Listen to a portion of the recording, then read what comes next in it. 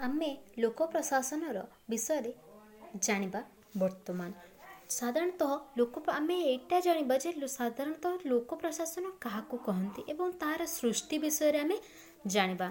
साधारणतः आमे एबे आरंभ करिबा। लोक प्रशासन को विंश शताब्दीर एक नूतन आविष्कार कुहाकले मध्य एहार स्थिति और आवश्यकता प्रत्येक समय और जुगरे अनुभव करा जाए। शासक और शासित शासन और प्रशासन कौनसी समय दुर्बल लुप्त होई नाही, केवल एहार रूप और रंगरे सामान्य परिवर्तन परिलक्षित होईछि। प्राचीन मध्ययुगीय एवं आधुनिक जुगर शासन व्यवस्था एहाकु सरलीकरण, पृथकीकरण और अधिक कार्यक्षम तथा गतिशील करा जाइछि।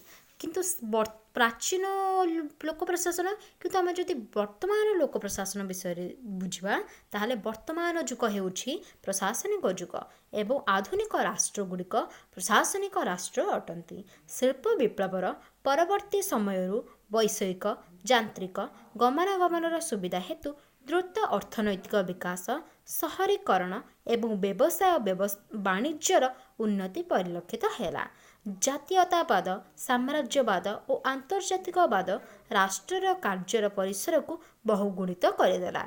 राजतंत्र शासन व्यवस्थार विलोप घटी गणतांत्रिक व्यवस्था प्रचलित हेबा द्वारा सरकारंकर लक्ष्य और उद्देश्य चिंताधारार परिवर्तन घटिला।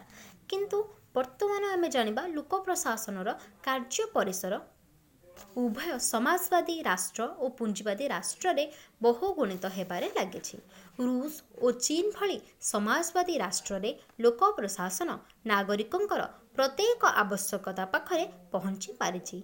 वर्तमान समय रे राष्ट्र केवल एक सुरक्षाकारी संस्था भाବରେ दंडायमान होई व्यक्तिर बहुविध आवश्यकता तथा समूह कल्याण पई आगुआर होईछि।